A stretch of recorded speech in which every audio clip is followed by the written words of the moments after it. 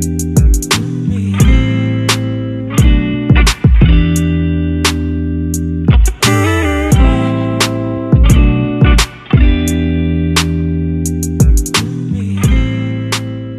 up, everybody, and welcome to another episode of Everybody's Talking About It. Let's zoom in on it, where we are talking about previously discussed conversations, and we're just going to put a microscope on these conversations with some new people, and we're going to talk and get into some deep stuff. So I got my fly, dope guests with me, some regulars. Give it up for Jazz. Give it up for Rodney. And give it up for Shawnice. You already know them. Hey, what's up? And then we got my homie from Cheney, rocking with me. Hey, Izzy, give it up for him. Give it up for Dre. And then I got my two beautiful cousins, their sisters. They are my cousins. Give it up for Yolanda and Natasha. Holla at her, hey. Yolanda is actually Shawnice's mother, so that's dope. That's how our family is. We stick together. Damn, you got, listen. I was about to say, Rodney, the audience probably going to say, well, that man got some cousins on him. He got some cousins. Yeah, we got a big family. Family reunion. Yeah, we got a big family. I got cousins. That's what I love, because that means I got support around me. They not, are there to rally around me, show they love, show they support. So that's dope to have a family. So, previously we talked about growing up black. We already kind of discussed this before, right, y'all? And it's kind of like we wanted to go a little bit deep. Oh, Juice, I can't forget you, bro. What's up with you? Juice? Hey, I'm in the background, man. I'm chilling, man. No worries. I'm here, man. But yeah, we talked about this conversation growing up black before, and how the different challenges we had faced and the different things that we've learned along the way that we had to deal with. A lot of times in a black family, we deal with so much that we don't ever deal with technically. So that's the crazy part. We deal with things that we don't ever deal with. That's like the bomb drop. Like if I had a sound effect, it would go right there, because that's like the realness of it. We don't never really deal with it until our kids are even grown. Sometimes we got grandkids, and even then we don't even deal with it. It's like trauma that just passes on trauma that passes on trauma. And in the black family, it's like the hardest thing to deal with. I don't understand why we can't, as a family, come together and start dealing with it. What do you feel? What do y'all feel? Let's talk with you, Rodney. What you think? God. So when I think about growing up black, I believe there are a lot of things is in the black family that, we all know about it, and we talked about it before. We talked about a lot of traumas, bad habits that we teach our children and our offspring. One of the things that I can really pinpoint is like growing up black. Things about like doing our taxes and like financial stability. Like some people kind of got it, but there's like the majority in the black household is kind of like we become stagnant. It's kind of like we become just as broke as our parents were. You know what I mean? That kind of thing. No one taught us the importance of that credit score. You know what I mean? And it's kind of like now I'm trying to pick mine up, trying to work on my credit score, because I fell behind because I wasn't taught good stewardship. And so that was one of my things when it comes to growing up black. Like, man, I wish I could start all over when it comes to my finances. And like when I first became an adult, I wish I could just do everything different. So let me center it for you. 30, let me center it for you a little bit more. Let's talk about trauma within your black family. Do y'all deal with that? Trauma. In your particular black family? Because I can go hand in hand with mine if you would like, but if you seriously, but would you like to? Would you say that y'all deal with things? Trauma. Like, what do you mean by trauma? Like, So, do any of my cousins want to chime in and talk about what trauma is, so we can to understand a little bit different than what trauma is? Tasha, Yolanda.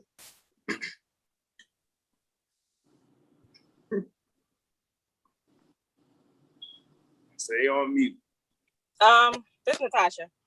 So trauma and growing up black, dealing with trauma, we face a lot of different things growing up black as kids. When we talk about trauma, we don't realize that as we're growing up that it was actually trauma at the time until you become an adult to realize that it was trauma. So for me, I feel like a lot of the ways as we were raised as Black children might have had to deal with some trauma in our life, but we didn't realize that it was trauma. Mm-hmm. You know, so it's like as your parents raising you, some things they might have knew or they might not have known, and they might have thought they was doing the right thing at that time, but technically it might not have been the right thing.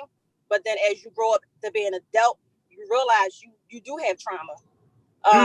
When it comes to keeping your house clean, keeping your room clean as a child, you know, you don't realize that can cause trauma, and as you know, as you become an adult.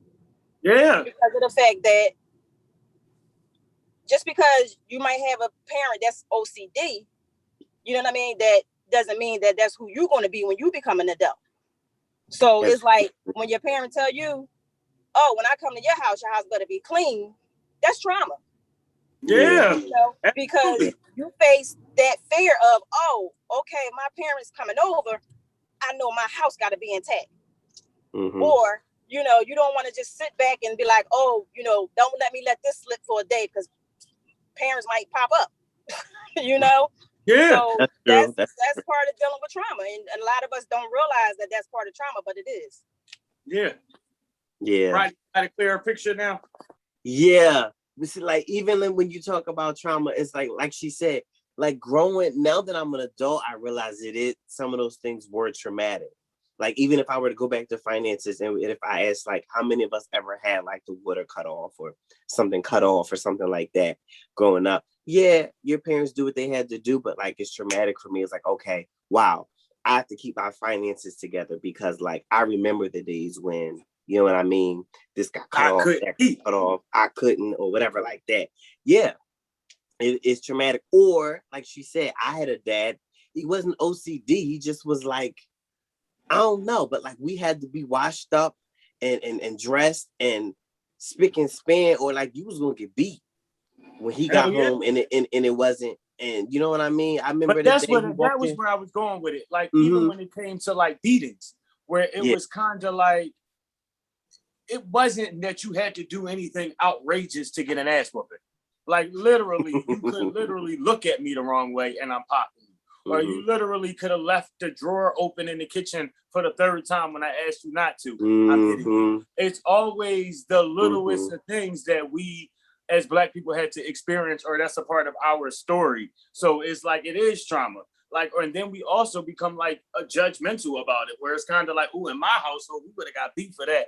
I remember it was a way that people didn't feel like I was, like I said on the last episode, where I wasn't always I wouldn't say a disrespectful kid, but I had a little mouth on me. So people be like, well, I would never been able to talk to my mom like that. Well, but how the hell did you talk to your damn mom? Because I don't know if I was doing anything wrong. I was just having a conversation. You know what I'm saying? So it could be everybody's experience is different. Dre, Jazz, anything?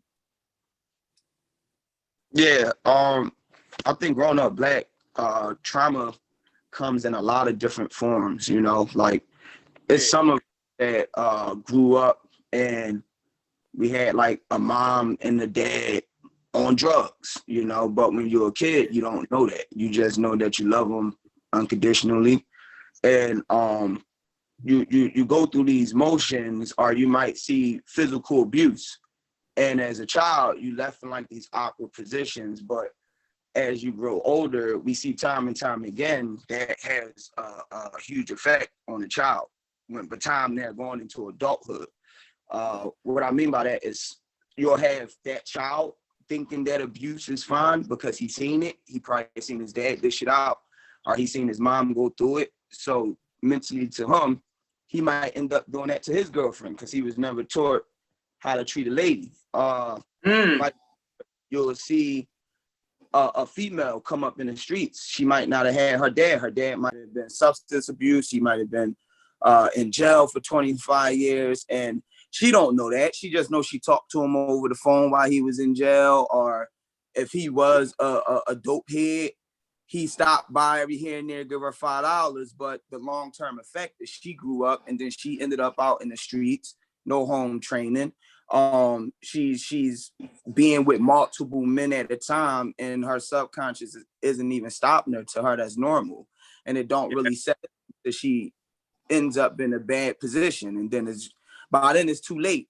Another trauma is growing up black is the black community. We all gotta admit this one day because we try to run from it, but our community is so hooked on brands, and a lot of times you got children that come up in school and they can't afford those Nike sneakers, or they not gonna have on Louboutins or whatever, and they got to get bussed on by other kids, and we got to come up in that society like that's normal. So now the black community is constantly in a race to like hold on to brands, or to be the flyest kid, or to be this. Especially because bullying is at a all-time high and on a whole new level now.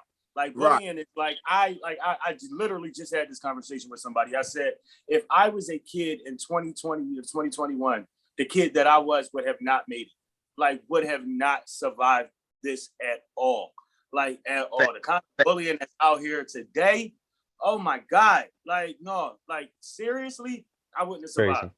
I couldn't have survived. Is that all time? I'm glad that I had a support system and I did have a group of friends. But man, today this bullying is at an all different level, bro.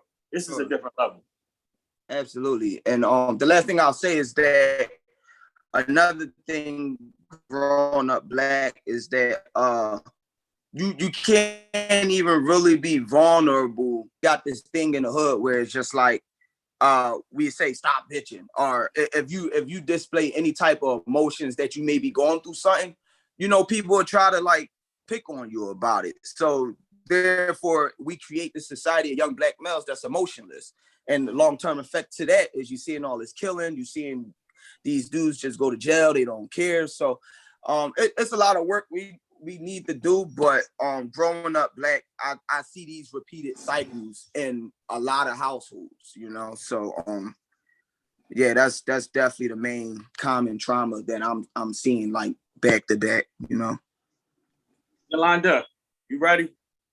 I got a question. That depends on what you're going to ask me. I knew you was going to do this. My question for you is, growing up for you, and growing up and being a black, and you were raised by a black woman, and because our fathers were brothers, and we had the same kind of story. So in our family, drugs was a big thing. It was a big thing. It was a big thing. So we came up at different times of that. How had that affected you growing up with our family surrounded by so much being plagued by the drug thing?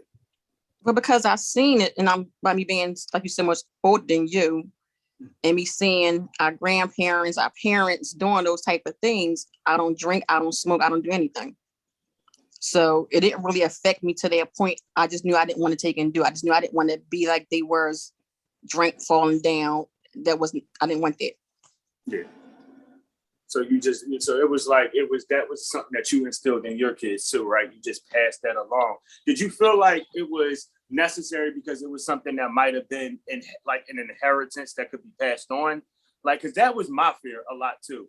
I went through a time where I said, I can't drink as much because I know where our family went, and I don't want to have to divert to that or feel like that's something that we have to pass on. This is what we do. Because our family, like I said, has both. They're alcoholics and they, had drugs. So did you feel like this was something that you had to make sure that your kids knew too, like out of fear of something that could have been inherited or passed down? No, not really. To me, like I said, drinking and smoking, that's a waste of money. Gambling is a waste of money. So I just pretty much taught my children different things as far as being a waste of money. With Shornice being my oldest daughter, I never said don't drink. Can you tell somebody don't do something, they're going to do it. Just be more mindful of how you do it or where you're going to do it. And if you're going to drink, all the pros and cons, cover your drink, take your drink with you. So when she went off to college, when she decided to start drinking, I wasn't mad, but I just more educate her on if you're going to drink. And if you're going to drink, of course, the bill, them classes come first. So as long as them grades is good, you can do whatever you want because you fairly grown. Yeah, I understand that. Jazz, what you got in juice too? What y'all thinking? What's going on? Ladies first. So I feel like, yes, there were traumatic experiences for me or growing up Black, but there was a lot of fun and good of growing up Black as well. So, for example, like I didn't get, if I got beat, I earned it. I deserved it. Because I was not one, I didn't get beat like that. My mom was more of a yeller. She just had one of those frightening voices when I was a kid. Like that was enough for me. So I didn't, if I got hit, I probably was asking for that. Well, I shouldn't say asking for it, but it was like, all right, this didn't catch me. It was justified. Right. Like, all right, I understood why it happened. So yeah, that didn't really happen that much for me. But like, yes, growing up like in a single parent household, yes, can be traumatic. But I think at the same time, it kind of just depends on like how you view it as you get older. Because my dad was in my life and still is in my life, not as much as probably I would have needed him at the time. But I think that I had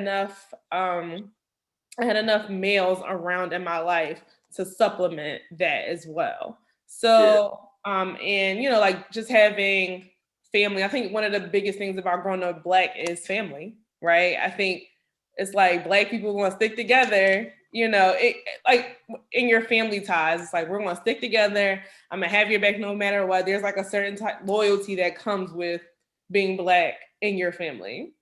Mm-hmm. Right? Yeah, stay right there. Jazz, But I don't also even think that could stay be right there with that loyalty thing, because it's a thin line though. Go ahead. Yeah, I think it's a gift and a curse. I think that, it's like, hey, yeah, I could say, yeah, that's my mom. I love her. But at the same time, if she's done all these awful things to me, like I could love you from a distance. So I think that I don't have to endure that trauma. That's not the case for me. I'm just giving an example. But I'm just saying I think now people have to understand that like, oh, just because that's my parent, I don't have to allow them to inflict their pain onto me. But I think one of the biggest things like negatively growing up Black is like that generational trauma that's just constantly passed down. Like you asked your cousin about how how she was affected by drugs in the family versus like how you are, or Shawnice, because you both are younger. So, but drugs nonetheless is a generational trauma that just continues to trickle down. And I think that at some point, and I think it's happening more now, but we all need to I can't see her name, Yolanda. Yeah, Yolanda. Yeah. Yolanda, she said like, oh, I don't smoke, I don't drink, but I didn't tell Shani she couldn't do that. I just let her know this is what I expect. So if you're going to do it, here you go. But I think that now we need to shine a light on some of that information. Like, hey, we want to break these bad cycles. So like, what can we do to change these things within our family dynamic? I agree. True. Just got for me. I mean, growing up for me, it was alcohol seemed to be almost a relative to the Black side of my family. As being biracial was one thing that was just kind of, I made sure that that didn't happen for me. I made sure that I only drank on occasion, holidays and stuff like that, or a birthday, but not just going to the bar randomly because of whatever. And then it's strictly because of that, and having conversations with my dad and my uncle and other people who have gone through that. Another trouble for me was also the acceptance because of skin color. Um, the Black community would accept me more than the white community would, just for the sole fact of skin color. And that's not to say because of where I grew up, suburb-wise, was because it was a racist area. There were some people who had racist ways, but for the most part, there, especially when I first got into the Montgomery County area, when I first moved out there in about 2001, I mean, for every colored person in my class alone, might have been maybe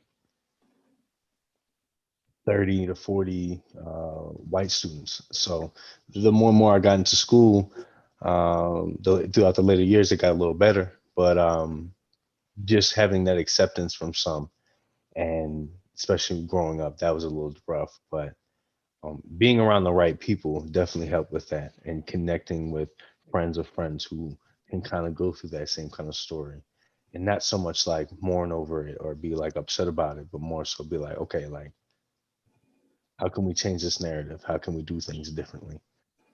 I have to Yeah. go with what Rodney said too, because Rodney was talking about the financial status things.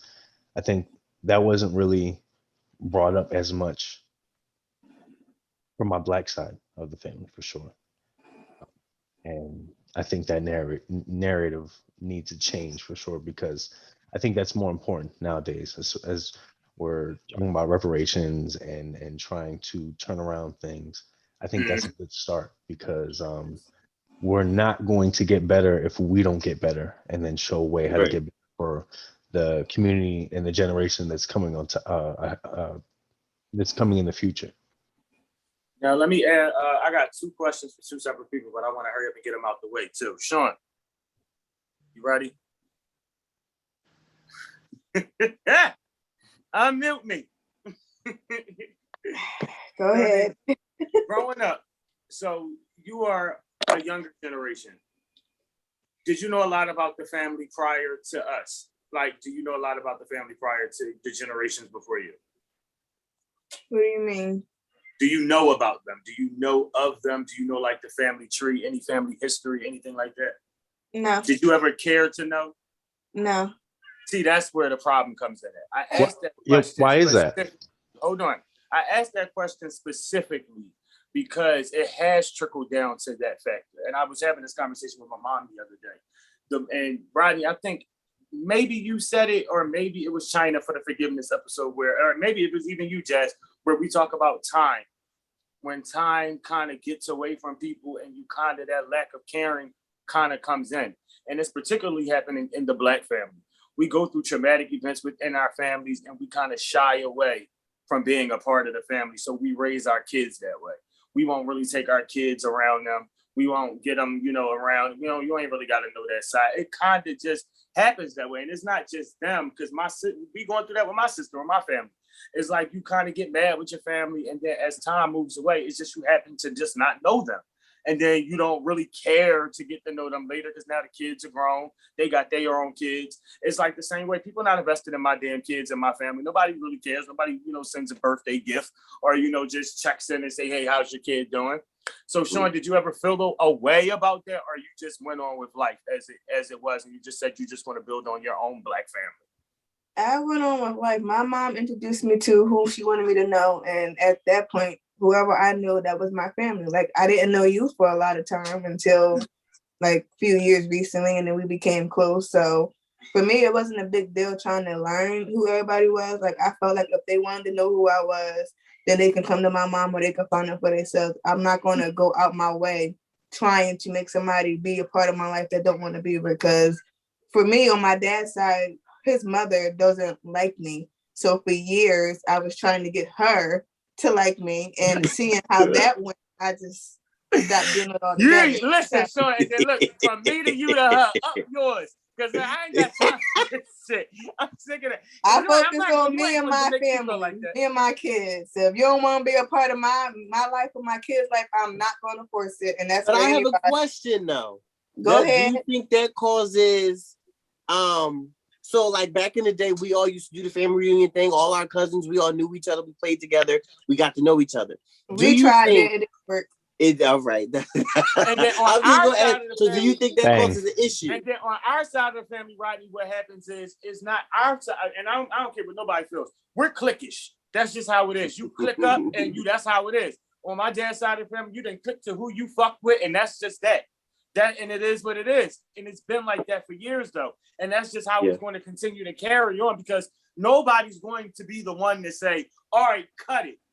Like, nobody.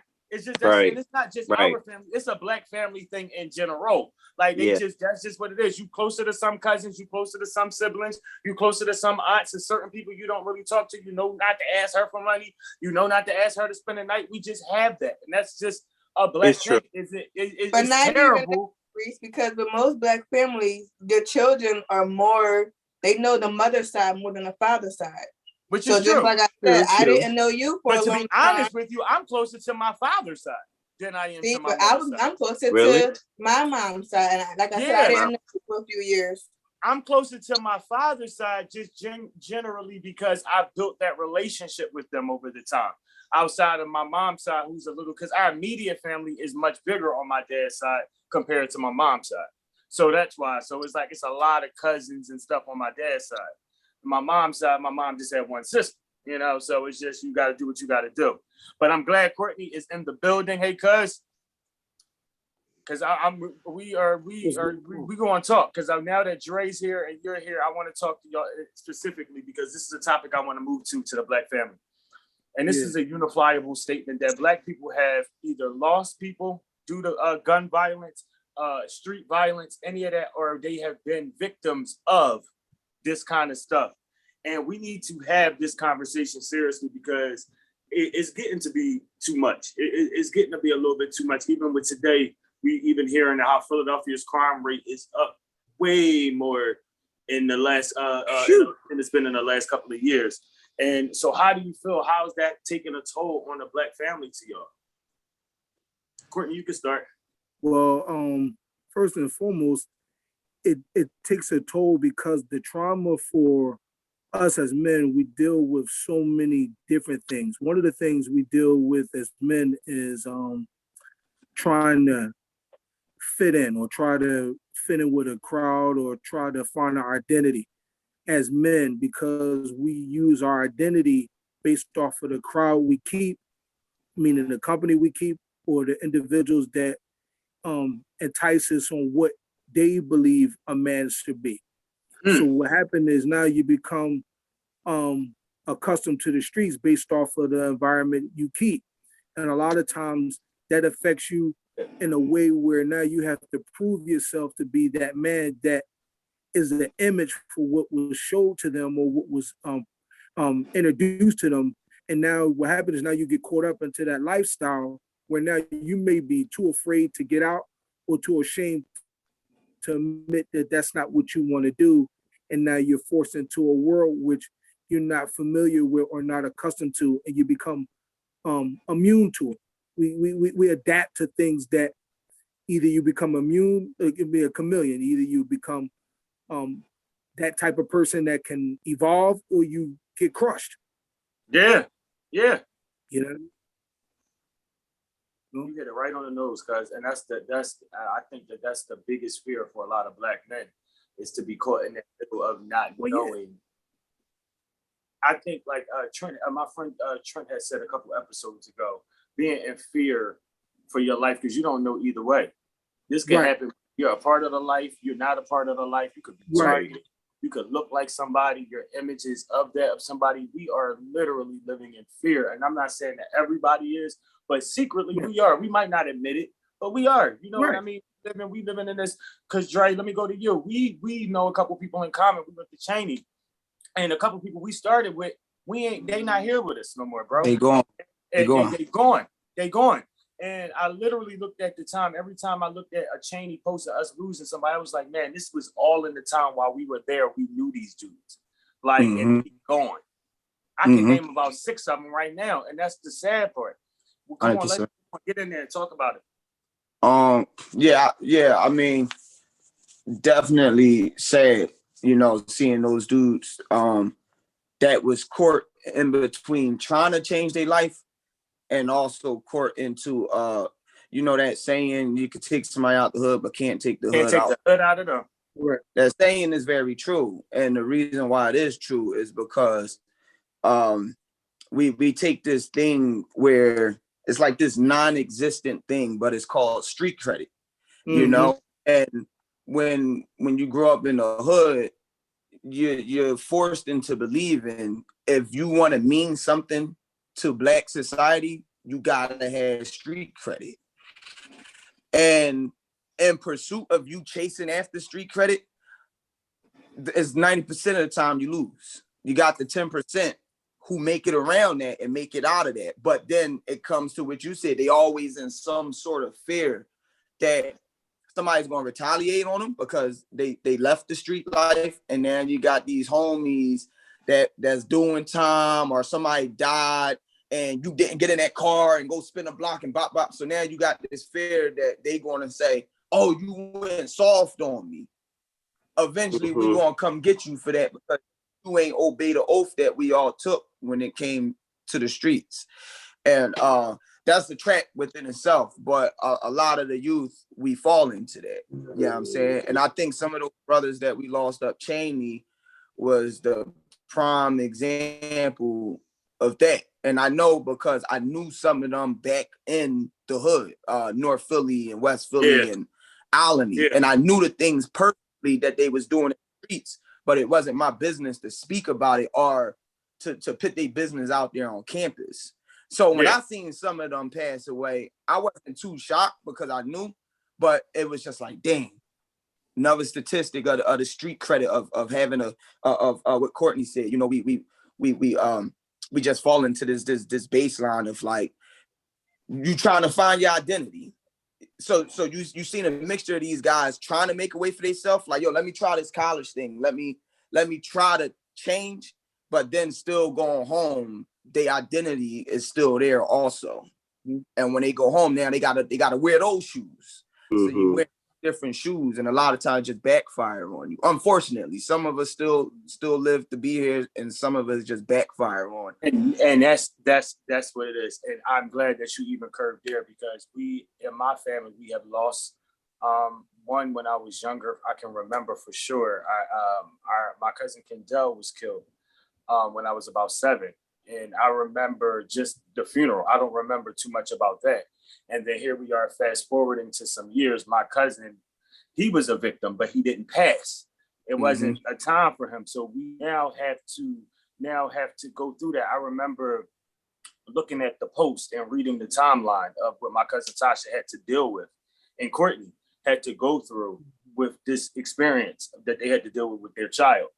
And it's a life that you never know. You don't know. You just don't understand. So, and I think that it's always a reason why things happen and they line up that way for people because you do. I think, I don't know, I'm a spiritual person, so I'll say it's God that wakes that up. But a lot of other people will say, maybe it just wasn't my time or maybe it just wasn't that. So that's what I want to go into to ask my cousin, Tasha, as a mother, what was your feelings? Like, what was your initial thought? My initial thought was I was calling on Jesus. Listen, I'm keeping it real. I was calling on Jesus, you know, seeing my son get shot in front of me. All I can do is call on the Lord and ask for help. And I recall that night as I was saying, as the young man, you know, had the gun drawn to my son, all I could say was Jesus, the blood of Jesus. It was traumatic for me because I've never experienced anything like that in my life. So to actually have to go through that and to, you know, live that ordeal, it was definitely something. As a mother, you do not ever want to have to see your child get sick, you know, be shot, laying in the hospital bed, you know, with tubes, you know, not knowing. But like all I can do is just thank God, you know, for the outcome. Because I know God protected all of us.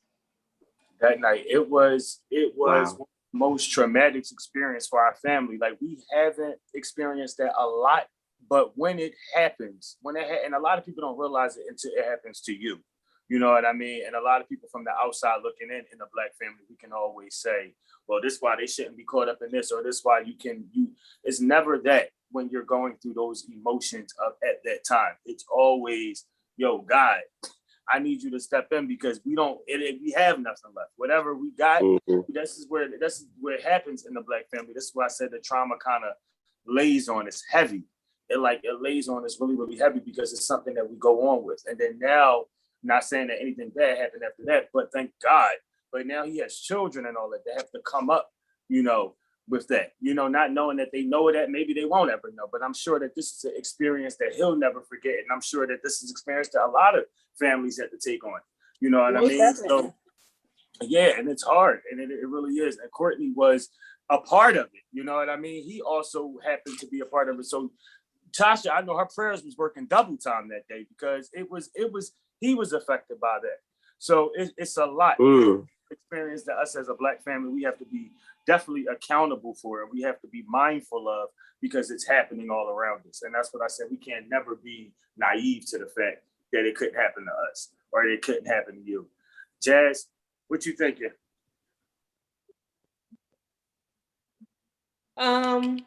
I think that, I mean, that particular experience, it sounds awful. It sounds awful as like hearing it. It really was. I think that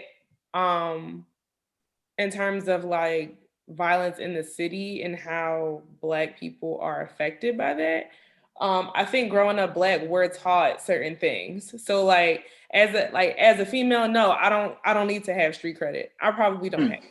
And I don't want it. I'm fine, right? But but I'm fully aware of that, right? Yeah. Also, but I am still taught how to, I mean, there's like a certain, I don't have like street credit. I don't need street credit in terms of, you know, interacting with males, but with females, it's like, oh, well, you can't be scared. You can't act like this. You can't do that, you know? So like, there's still certain things that I was told, like, you know, always pay attention to your surroundings. And that may not be a growing up thing, but I feel like it is for me. Like, you know, I don't know a Black person who doesn't do that. So first thing you do, I walk in the room and I'm checking for the exits. I'm looking for the way out of there, you know? But seriously, because I mean, when it comes to fight or flight, I'm taking flight first. If I have to fight, I will, but I'm going. I don't want to be a part of it. And do you feel like that because that was something that out of experience, or because out of stories of Black trauma? I think it's a combination. Okay. I think there's a combination of things there, because I've seen, like, I know I've never seen anybody get shot. I don't want to, right? Because hearing it is enough for me. That's traumatic enough. Enough. So, it's like a motorcycle outside. So yeah, like that's traumatic enough for me. And I don't want that, and I don't wish that on anyone. But like you said, people only react to things that directly affect them. So it's real easy for someone to say, oh, well, they made it through, so like it couldn't have been that bad. Like, actually, it was, and it wasn't worth it. It wasn't worth it. Like, what was the point? They got shot for not having enough street credit, or for doing something that's against the street code, or, you know. And I just think for us, it comes down to like morals and how we actually identify that in our families. Because like I think it was Courtney, he said, you know, you can get caught up in that street life because you're seeing it and you're around it, or not, or get crushed by it. And a lot of people just kind of conform to it, when the reality of it is I think it's a lot easier for me to say you don't have to than it is for a Black man. For a Black man. So I say that, you know, knowing that. So, you know, I'm fully aware of the fact that if I'm saying, oh, it's not easy, you know, you don't have to do that. I don't know, because the stakes are different for me. But I also think that starts out really young. I think that our parents have to put forth in us a certain type of confidence to give us that ability to say no. We need to be taught how to say no, you know, and be okay with, unfortunately, being bullied, right? Or being ridiculed for saying no. Like, no, I don't want to go steal chips out the corner store. Because it starts at that young, right? Oh, let me go steal a bag of chips from the corner store. Just cause, not that I don't have I got 50 cents to get them, but I'm gonna do it because my friend's doing it. So it's like, we have to learn at a younger age, and we have to teach our children and our other family members that, hey, it's okay to say no, or it's okay to go against the grain, or not even it's okay. It may not be easy to go against the grain, but you need to make the best judgment for yourself. And I guarantee you that picking up a gun, selling drugs, or being around those people are not the best decision for you, because there's almost always going to be a bad outcome. I'm gonna say this, Jazz, as a rebuttal to that. Only one thing I will say that's different is situations. Everybody's situation is different. Everybody's background story is different. I never believed in the saying. I didn't believe as a kid growing up, or not even as a kid, younger growing up, that it was that we didn't have a choice. You know how people say, well, I didn't have a choice. Some people are not given the choice. Some kids were not given a choice. And I'm not saying this on behalf of my family or my cousins or anything, because I didn't say that, you know, nobody raised their kid the right way or any of that. But some things really are situational. That's the only thing that I have. I've met people who literally, I couldn't believe that that's how they had to survive. Like, or how would they have survived if they didn't do that? Like, I've literally heard situations just like, yo, I am stunned that you actually only had to do that to survive. Yeah, I mean, I think I agree, but I think that within that, again, that comes back to like that generational trauma, right? Like, I feel like I don't have a choice. I think sometimes, and I say that with a grain of salt, because I don't, I can't place myself in someone else's position. So, but it's like the idea of feeling like you don't have a choice, right? Right. I say that because I think that's what it comes down to a lot of the times. Like, it may not be a big choice. It may be real slim. So it's really easy to not go this way when everything is happening this way, right? But sometimes, and not all the time. So again, I can't speak from I can only speak from my thoughts and like my experiences and interactions with people.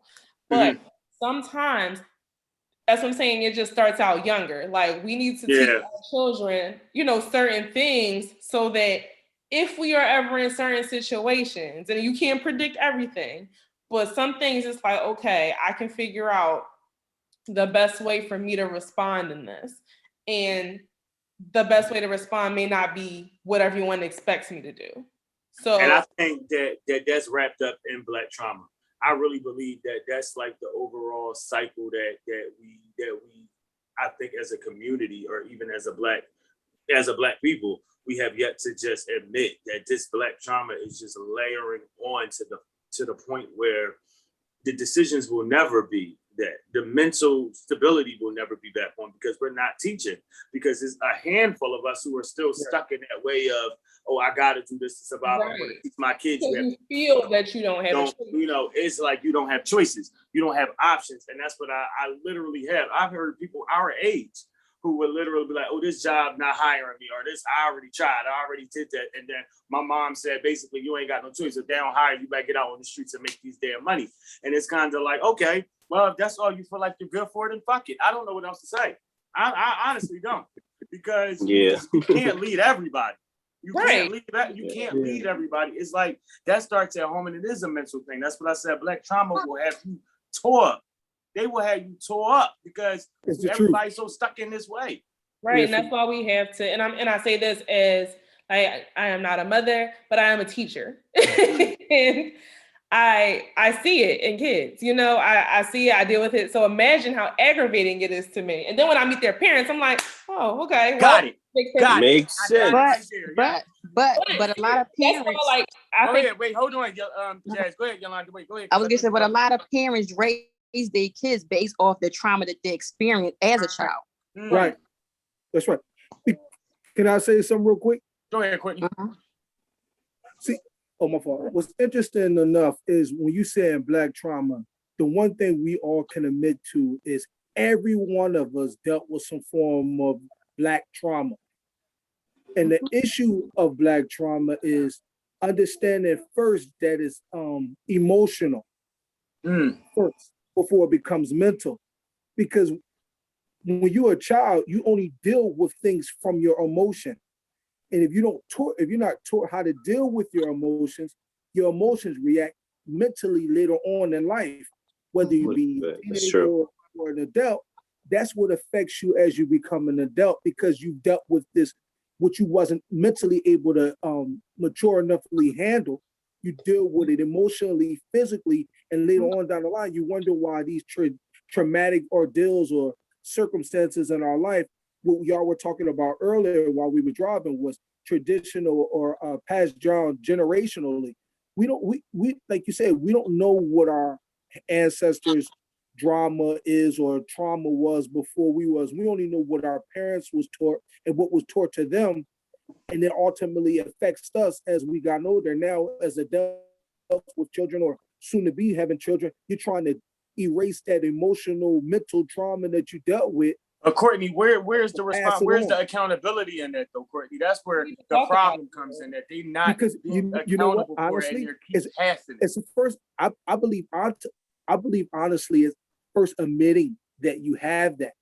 Yeah, that's the accountability in itself, because you can't physically change it without first admitting it in your own self. But sometimes you don't realize it until you become an adult and you already have children. No, that's Because true, Robert. That's true. if you stuff the trauma that was done to you as a child, and Right. it don't service until now you have children and now you relive it, then that's when you're supposed to take the accountability for it. But if you don't know it until it's too late in a sense. Yeah, and that affects. But you know how you sometimes you be like like I know for me, I was not raised with a mother being on drugs, but my father was, and even though I was not around him, having been on drugs, that generational curse carried on to me without even knowing it because it is a sin, and you don't know it, but now you find yourself doing those things that even though you was not physically around, does not mean that it does not affect you. And I didn't understand it until, like you said, until I got older, and I start saying, you know what, like you were saying about drinking or what have you. Even though you don't drink, didn't mean that it didn't affect some part of your life. You know what I'm saying? And that's all I'm saying. I respect the fact that he was talking about the black trauma in our life and realizing it and wanting to change it. That's what it is. Wanting to change. Finding a way to want to change is what I'm saying. I think we need to talk about it more, right? Because like you said, we don't, a lot of us don't, I mean, probably still to today, there's still traumas that we don't realize that may affect us or how we interact with people, right? Yes. So we need to, until those conversations are had, right? Yeah. Because I need to interact with people who are different from me so that sometimes I can say, oh, okay, like I didn't realize, I may have not been aware that was a trauma to me, or I may have not, or, oh, here's a different viewpoint of this experience. And, to piggyback off of what someone said, sometimes we may feel like it's too late, but I don't know if it's ever really too late it's hard to relearn and reteach yourself how to break those curses or how to, move away from that trauma. But I think that's one of the issues in the Black family or growing up Black is we don't talk about it. Everything is swept under the rug, or we just bypass it, you'll be okay. Like you said, like putting our emotions aside and things like that. Oh, mental health, like there's nothing really wrong with you. Go sleep it off, go take a nap, you'll be okay. So I think that we have to really be aware, and the awareness needs to be there, right? That's part one. We have to be aware before we can even be accountable. Once we're aware, we can be accountable. Absolutely. We can also hold other people accountable. Here's the thing about that, though. The last thought on that part, on this Black trauma part, the only problem with it is that even most people are aware of their Black trauma, but they still choose to sweep it under the rug because they don't want to have to relive it and deal with it. Right. I have been around people who can say, oh, it happened, but they still say, okay, get over it. Like it happened, that's my past. If you can't relive it. But the problem is you can't tell somebody how to get over something. Right. Like you're not going to tell me just because you did something to me that I'm supposed to get over it because you've already admitted it to yourself. You haven't admitted it to me. So if you haven't admitted it to me and you haven't accepted it to me, you haven't apologized for it to me, then we haven't dealt with it. Right. You can't sit up here and say, well, I've admitted it to myself and I'm aware that I've done it, so let me just sweep it under the damn rug. No. I want to hear you admit it. I want to hear you say you were wrong. I want you to understand and acknowledge my feelings, and then we can move the hell on from it. That's how you get there. But sometimes you have the whole family sweep underneath the rug. Then what? Because like Jasmine was saying, that people don't laugh at me, Tosh. People say they got over it because they family make them want to get over it. Right. The person Rodney, give her a word. Huh? I said Rodney will give you a word. The person himself have to deal with the trauma in order for them to be able to move on. Right. That's where the trauma continues, because we become coping with the same old thing over and over again. It become a coping mechanism. And also us depending on other people to give us that. Because I remember I read this post on social media and I never forgot it. Say, I had to forgive someone who wasn't even sorry or who never. There's a word right there. Because see, when it comes to like trauma, that's when you have to become selfish. When you want to move on, because sometimes you're not going to get that from other people. When it sucks and it's unfortunate, and people are going to trivialize your feelings, but then you have to do what works for you. Like you said, Mar, I can't tell you how to heal. I can't tell you how to process. I can't tell you any of that. You know that. But sometimes you have to find that within you, what you need to do for you in order to move on from that. And sometimes, like, maybe I might not agree with sweeping it under the rug, and maybe because I always think stuff will resurface anyway. But hey, if you feel like that's what you need to do for now until you're mentally prepared to deal with whatever comes with that, then hey, go for it. You know, who am I to tell you not to do that?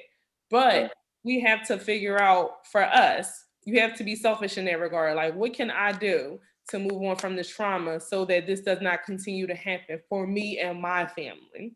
I agree. Yeah, that's exactly what I was gonna say too. It's basically about moving on. Like, yes, it sucks. Some stuff's gonna get swept under the rug, and you may never sit down to the table and talk about this. And like Jazz said, you're gonna have to start accepting some apologies that were never even given to you. Yep. But the reason why you have to do it is because, like, for me, in my instance, I have an 8-year-old. She was not there when all of that trauma happened. She was not there. She didn't grow up with me when my parents were teaching me only what they knew, because that was what their parents taught them. So I had to learn to accept the apology that I wasn't given from certain family members, or forgive my parents for some of the things that they taught that I felt like really doesn't help me today, because I have an offspring that I need to teach. You know, I want my daughter to learn differently, and so that she can know that she doesn't have to experience the type of trauma that I went through. I want my daughter to know, okay, I never want her to have to walk into like a Chinese store and, fear for her life. She's just ordering food, you know what I mean? But I don't want her to have to do that. There's certain things that I did growing up Black. I don't want her to ever have to stand in the middle of North Philadelphia to catch a bus, or, you know what I mean, and fear for her life. So certain things we have to just accept those apologies that were never given to us, because their life does move on, and you want to break the curse. Right. I agree. Juice, you got any final thing? I'm gonna start with you since you've been quiet. You got any final thoughts before we sign off? Anybody final thoughts? I have to say I really enjoyed listening to everybody. That was there's some similarities coming from a biracial family, but I think the biggest thing for me was seeing what my brother went through, and kind of going through like shootings and whatnot. My brother died when I was 9 in 1999 because he owed somebody $40 of drugs. And to me, the biggest thing for me was just like never get into that game, because it was a prime example of like where not to go. But more importantly was like seeing certain friends who went down that road and being like, nothing I say is gonna make them look different from the money they may be making, or the drugs that they may have in hand, or whatever it is they're selling. So for me, it was just trying to just stay on the right road and just not worry about that, not trying to get in that, be that same statistic, as Jerry was saying earlier, being that same statistic, because that's just not a statistic I want to be a part of. Is already upsetting that a family member is pretty much in that predicament. So I just try to shed light on people when they talk about going down that road, or they're doing something they shouldn't be doing, and just try to let them know that like there's a trauma of not being able to have an older brother, and there's nothing I could do to get him back. So it's something like that kind of will forever stay in my mind. Yeah, I'm glad that you brought that up too. I'm glad that you said that, because Black trauma affects in that way too when it comes to drugs. I've lost an older brother, ultimately to asthma, but from the complications of drugs. And I am now in the midst of one breaking down. I have another brother that's now breaking down, and he's at his last leg, prayerfully that he gets out of that.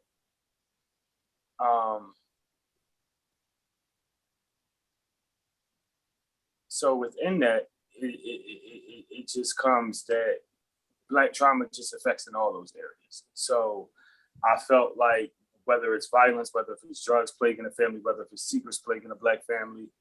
Wow, that last statement just took me out of there. I'm sorry. I feel you. But yeah, that was a good one. It's a good one. So this was a good conversation. I appreciate everybody coming out to have this conversation tonight. This was deep. This was good. I feel good to talk about this. And I feel like it's a conversation that needs to open up a door for more conversations like this to happen amongst family members. This needs to start at home first and foremost. Yeah. So we can get out there. Once it starts at home, man, you don't know the ricochet of numbers that it could affect around the world. If it just starts within ourselves and at home, it could be a domino effect of how the Black home and the Black family and how we looked at in the Black community could change if we just started at home by teaching. Like you said, Rodney, a little bit longer ago, it starts with the teaching. And even if it's something that we've dealt with in generations past, moving generations forward, we have to start it in tune. We have to start it in tune and say, no, I see your kids. No, I didn't get an apology for this. No, I never felt validated or vindicated for this situation, but we're going to start anew. And I'm not going to make sure I pass this down to you because it's not your fault. You didn't do this to me. You know, and a lot of that, we are passing our hurt down to our kids, and we didn't date it as to be here. You know what I mean? We just, you had them. So we just got to start a new way, a new day for them, you know? That's it. I appreciate y'all. Y'all good? Y'all good? Yeah. This is my family for coming out. Having my first cousins out here. Courtney, you ain't even my cousin-in-law. You my cousin. We've been around. Man. I remember Courtney was at my junior prom. He was on phone duty. Well, Yolanda was really on phone duty. And then Tasha got on phone duty. And then Courtney got on phone duty. So that was junior prom 08. You know, that's how far we go back. No, Courtney. That's all love, bro. You know I love you guys. Always. You know, and I appreciate you, Tasha. We still standing strong with you. We standing strong for Taylor. Everything he's doing. Good. Absolutely. And my cousin is here. He's alive. He's thriving. He didn't take him out. He didn't break. And that's what it is. We're going to start. We're going to keep living. More life to him. That's all. Hell yeah. That's it. And we're going to keep fighting as a family and all that because he got kids. And that's right. Absolutely. So we're going to keep going. That's Hell yeah. Family. So that's it. Jazz, you good? I'm good.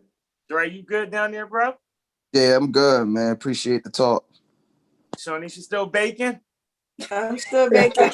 I must say, my mom did teach me some things. Yeah, she but did. With the trauma that for her, she just had the look. As soon as you got that look, you know. You need to keep quiet. You gotta look. Isn't it traumatic? See, look. You see the look? She acted like she had a look. Like Whenever she gave us the look, that means shut up, don't ask a question. Don't say nothing. That's a look that's been passed down. That was passed down. That was passed down from generation to generation. My mother gave me the look. I gave you the look. So, Jazz, when you were saying how you gotta learn young not to do stuff, whenever me and my cousin was together and he would try to get to something bad, I would think, if my mom give me that look, I'm gonna get in trouble. So I had to tell him we shouldn't do this. You know, I was that kid to think of my mom before anything. I ain't think about going to jail or nothing. I thought of my mom whooping my behind. Your mother was traumatic. Yeah, she's traumatic. You look at her face, you know, don't say nothing. Well, see, now you got the opposite of the spectrum because she had 2 girls and now you're going to have 2 boys. So you go ahead and do your thing. You better learn the look. Oh, I got the look down. I give my son the look and he just be like, All right. About my mom. Courtney, you all right, D? Yeah, I'm good, man. You know, I didn't talk about it because I didn't bring it up, but I know what it feels like to be shy as well. And I don't want to talk about it any other thing other than the fact that it does affect the lives of the people that you surround yourself around. I got a family, man, you know, and every day I still relive that ordeal, and I don't share it with a lot of people other than family or different ones that I'm close to. I thank you for sharing today, because I appreciate you. No, it really does affect a lot. I mean, when you think about having a gun point to you and actually really remember what took place and can relive the whole thing, it affects everybody around you and you don't even realize it. And a lot of times people don't know what you're feeling or what it feels like to have been shot. The young lady has said she wouldn't want to. I can honestly tell you that is not a good place to feel or even to imagine what it may be to having been shot and relive it and can remember what all took place and how it happened. And that really does affect how I move, how I do things, how I see people, how I react to people around me with noises or certain incidents that go on around me because it affects me differently. It's not that I'm fearful, I'm afraid, or I'm a coward. It just makes me, it want to move triggers me. different. Ain't nothing wrong with Yeah, it. it triggers me a little bit different. It triggers me a little bit. It like certain things will cause me to, twitch a little bit because I could still relive that thing. So that's just really the God honest truth, man. And I'm still gonna be okay. I'm blessed by the best, but it's real life. Hell yeah. Hell yeah. And we rocking with you because you already know And you I still still here. Absolutely. to have you with us. Absolutely. So that's all that matters. Thank God for Hell yeah, life. man. And you saved my auntie and my cousins. Yeah, Yes, man, yes, I know yes. that's right. Yes. So he Hell was yeah, also man. a hero that day. So that He was Yeah. supposed to be at work. credit for that. I don't take Yes. credit for that. That's all crazy. That's no, all absolutely. But no, that was a beautiful thing, y'all. I appreciate y'all coming out again, taking our time out to do this Zoom while we filmed this episode. All that. Let me tell Whatever you this: you we're need gonna us, keep man, we here. supporting each other. We're gonna keep being a part of each other's lives and Absolutely. just getting the message out here that the Black family needs to do better. And that's what we're gonna do. We're gonna at least start with ourselves and do better. Appreciate y'all again. This is Everybody's Talking About It. See y'all on the next episode of Let's Zoom In On It. Love you, Sean.